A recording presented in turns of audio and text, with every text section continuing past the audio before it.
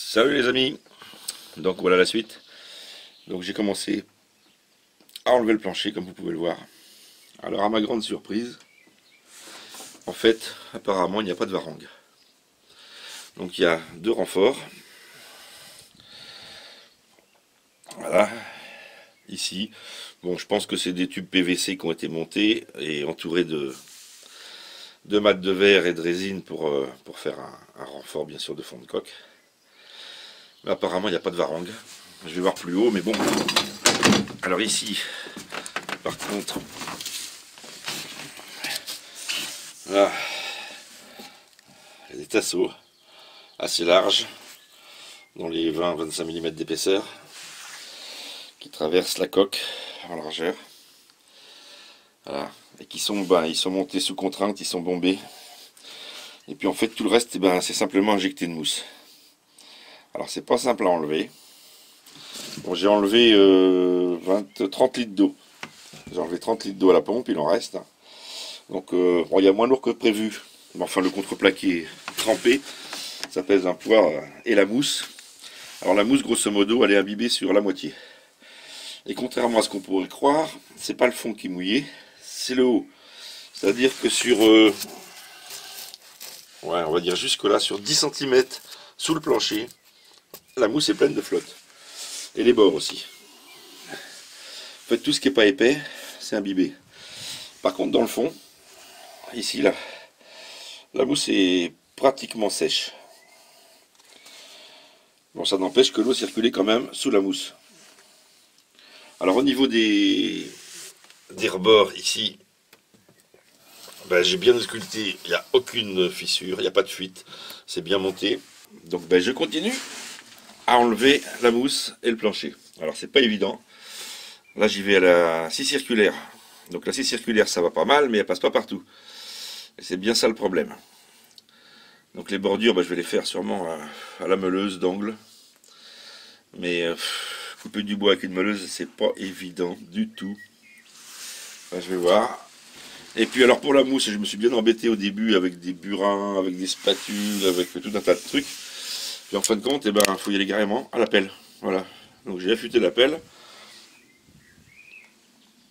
Et puis quand j'enlève le plancher, je carrément des coups de pelle dans la mousse et j'enlève ça par gros morceaux. Et ça vient pas mal. Voilà. Bon, le plus dur, c'est de défoncer les coffres, tout ça, enlever tous les renforts, sans tout découper. Et là, c'est pas facile. Bon, allez, je continue. Bon, et bien voilà la suite. Donc voilà,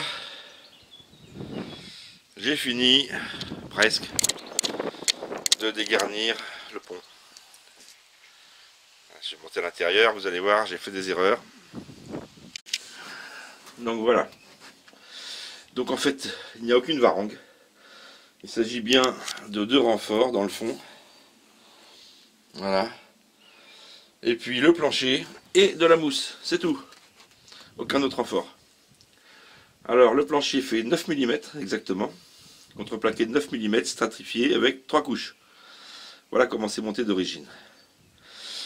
Alors j'ai inspecté le dessous de la coque et l'intérieur. Bon, il n'y a aucun dégât. Pas une entrée d'eau, rien du tout. Donc ici, il va falloir que j'enlève les coffres. Ici. Alors là, c'est pas facile parce qu'il va falloir que je fasse des découpes dans le bas. Parce qu'il y a des renforts. Et je veux garder les renforts. Pareil ici, alors là j'ai commencé. J'ai dégarni. J'ai gardé le tasseau de renfort. Puisqu'il est résiné sur le fond. Et puis je vais remplacer après les panneaux. Alors, à l'avant, je me suis trompé. Alors, il n'y a aucune sortie, hein, où on voit le point noir. Là, il n'y a pas de sortie, bien sûr. Hein, c'est que je suis rendu au bout. Là. Je suis sur le contreplaqué. Alors, cette partie-là, à l'arrière, je vais la laisser. Je vais la démousser. Et je vais la laisser sécher.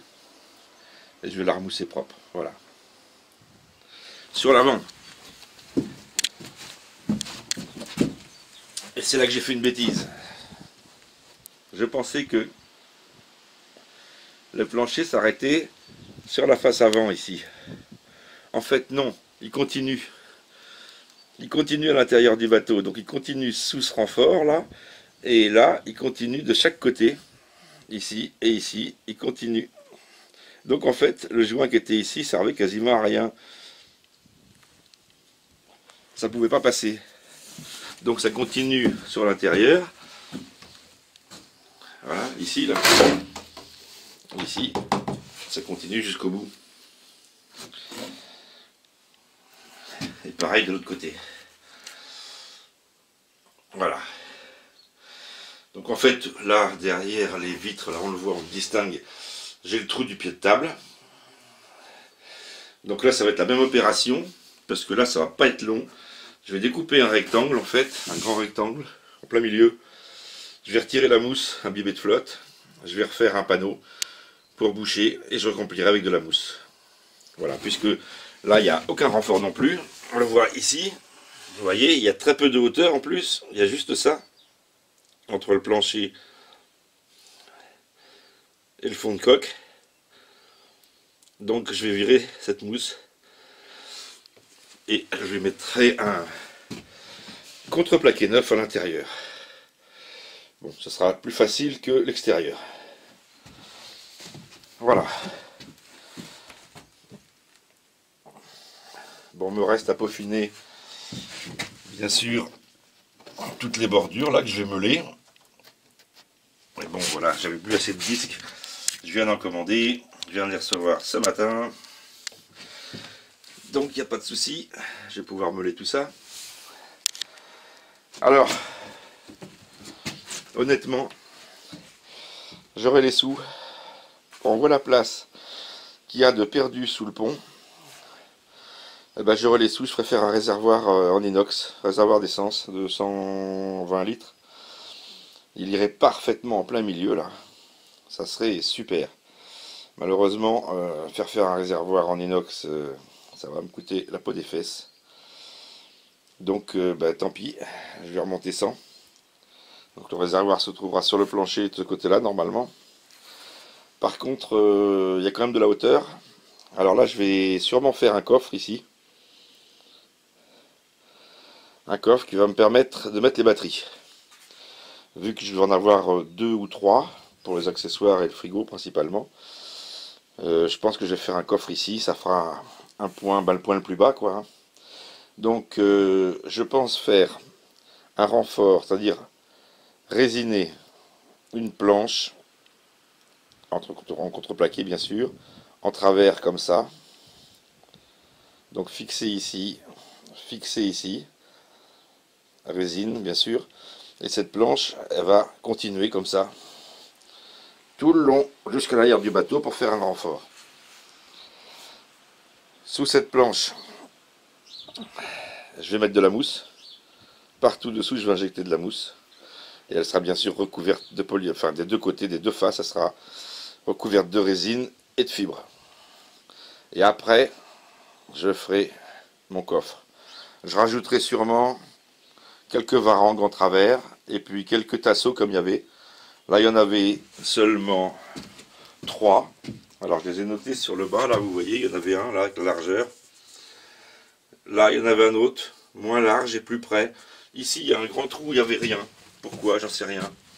Et puis ici, un autre, plus large. Donc, je pense qu'au milieu, ils n'ont pas mis de renfort uniquement pour pouvoir positionner le trou de la table. Pour pas que ça tombe dans le renfort. Enfin, je pense que c'est ça. Alors moi, je les partagerai mieux pour avoir des renforts partout.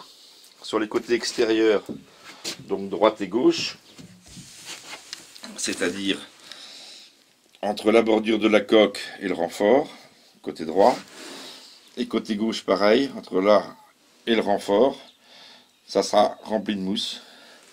Rempli de mousse également ici. Et puis comme je vous ai dit là, un double fond avec de la mousse dessous, les batteries posées dessus. Et puis après, je ferai peut-être des parois latérales verticales, comme ça, de chaque côté. Et puis peut-être des varangues, 3 ou 4, qui remonteront jusqu'au plancher, qui se raccordera au bout là-bas. Voilà, mais ça ne sera pas la partie la plus difficile.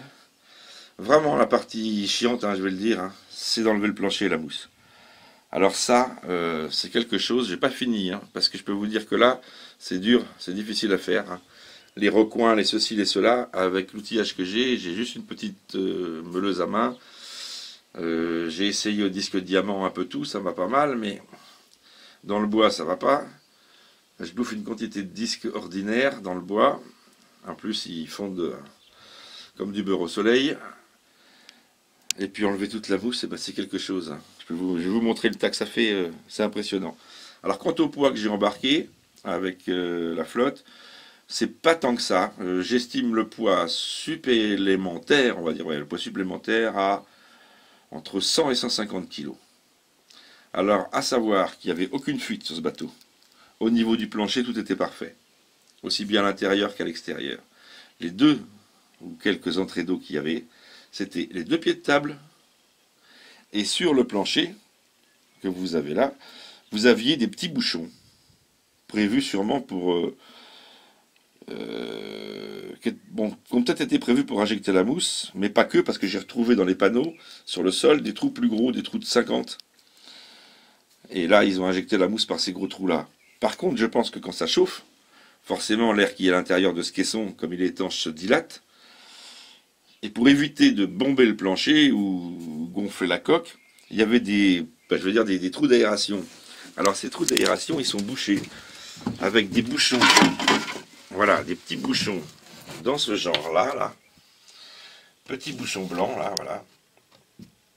C'est pas étanche. Il y a un peu de colle, c'est enfoncé comme ça dans les trous. Et puis, vous en avez 4. Il y en a 2 dans les coffres arrière. Il y en avait 2 ici. Un par là, à peu près à mi-longueur du bateau. Un autre de l'autre côté, un peu plus bas, par là, sur les bords. Et puis vous en avez aussi à l'intérieur, sur le plancher et sur les coffres. Voilà. Et ça, c'est pour avoir la mise à l'air. Donc je vais faire une mise à l'air pour éviter que le plancher gonfle, au cas où. Seulement la mise à l'air, elle sera étanche. Et je ferai remonter dans les coins, je pense, dans les angles du bateau, là, à l'avant ou à l'arrière. C'est pas peu d'importance. J'en mettrai peut-être un à l'avant et un à l'arrière. Et je ferai monter, par contre, en étanche, des tuyaux. Des tuyaux qui monteront sur les côtés, là. Voilà. Qui monteront relativement haut. Comme ça, l'eau ne pourra pas rentrer au pied. Et j'aurai quand même une mise à l'air. Mais qui sera en hauteur. Pour ce qui est de la suite, je vais finir de détruire la tablette qui est là. Et puis fermer entièrement pour avoir un puits à chaîne étanche qui ne communique pas avec la cabine. Donc là, ben, les planches, elles sont stratifiées à la coque. Donc ça sert aussi de renfort quelque part. Donc je vais en remettre. J'en remettrai une. Mais je ferai différemment. Et puis bon, bah là, il faut que je les découpe, les bordures. C'est pas facile d'accès. Les angles pour aller dessous, c'est quasi impossible. Enfin, c'est pas facile à découper. Là, je vais m'amuser aussi. Je vais le mettre hors d'eau le plus rapidement possible. C'est-à-dire que je vais monter la glace latérale droite qui n'est pas montée. Faut que je démonte le hublot complet pour le refaire au niveau étanchéité. J'ai les hublots de côté là. Pareil, ils sont juste posés. Hein, c'est moi qui les ai mis comme ça. Ils sont juste posés puisqu'il n'y avait rien sur le bateau. Et puis boucher tous les petits trous qu'il peut y avoir au plafond. Il y a pas mal de trous de montage, de tout un tas de trucs. Et il faut absolument que je bouge tout avant de faire un plancher propre parce qu'il est hors de question que je le refasse une deuxième fois. Donc ce genre de bateau, pour ceux qui en ont ou ceux qui voudraient en acheter un, eh ben, c'est des bateaux surtout qu'il ne faut pas laisser au port. Parce que là, le problème qui s'est passé, c'est sûrement ça. C'est sûrement un bateau qui a dû rester sur la Seudre. Comme je vois le bord de coque, là, on dirait 2 poteaux qui ont usé les bordures du liston. Et on dirait qu'il montait au gré des marées et qui descendait le long de 2 poteaux. C'est tout à fait le genre d'usure. Et donc c'est un bateau qui restait à demeure à des endroits. Et alors le problème, c'est quand il pleut, le niveau monte. Si jamais vous n'avez pas de pompe ici automatique qui vide aussitôt, eh ben, l'eau va continuer de monter. Vous avez l'eau par-dessus le plancher, vous avez l'eau à l'intérieur, et c'est foutu. La flotte arrive à rentrer par les trous de pied de table, d'aération, et c'est foutu. Vous avez votre double coque, elle est à refaire. Voilà. Donc si c'est un bateau, je pense que tous les bateaux de ce genre-là, qui restent à demeure au port, ils ont tous le même problème, à mon avis. Alors bon, c'est pas un problème énorme. Les gens ils disent qu'ils sont très stables, ça m'étonne pas. Quand ils ont 200 kilos dans le fond, ils doivent pas bouger les bateaux, hein. Mais bon, voilà, bon, peut-être pas 200, mais oui, on peut aller à 200 sans problème. Il y a le volume pour, sans problème. Surtout que ce bateau-là, moi, il était déjà dans un champ. Il était légèrement penché sur l'arrière et ça s'est égoutté sûrement pendant plus d'un an, bien sonné, je dirais. Donc, il devait être bien imbibé ce bateau. Enfin voilà. Ce qui veut dire que si vous possédez ce genre de bateau et que vous le laissez au port, eh ben, vous avez intérêt à venir surveiller régulièrement la batterie, que les pompes fonctionnent bien pour évacuer l'eau au fur et à mesure, sinon vous remplissez la double coque. C'est quasi garanti. Voilà. Donc c'est vrai qu'il vaut mieux préférer des cockpits autovidants, mais ce sont des coques plus modernes qui sont généralement pas du tout au même prix. Donc il faut faire attention à cette chose-là, parce que c'est quand même super important. À l'achat d'un bateau, est-ce qu'il est autovideur ou pas, ça a une grande importance, suivant l'utilité. Si c'est pour le traîner derrière votre voiture et puis aller épisodiquement en mer ou en rivière, ou où vous voulez, il n'y a pas de problème. Maintenant, si vous voulez le laisser au port, choisissez automatiquement un autovideur. Moi, je vous le conseille fortement. Voilà ce que j'ai retiré de l'intérieur. Et ça fait un petit tas quand même, hein. Il y en a du poids là, je peux vous dire.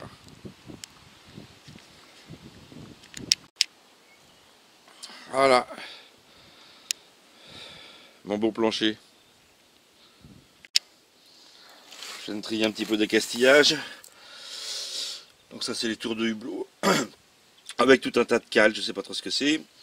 Ça c'est tout le gros accastillage, enfin charnière, mousqueton et tout ce qu'on veut. Ça c'est de la boulonnerie. Et puis ça aussi c'est de la boulonnerie qui a été démontée. Ouais. Il y a quelques centaines de vis et d'écrous et de boulons. Hein, il y a de quoi faire, à remonter. Bon là il y a le volant, il y a...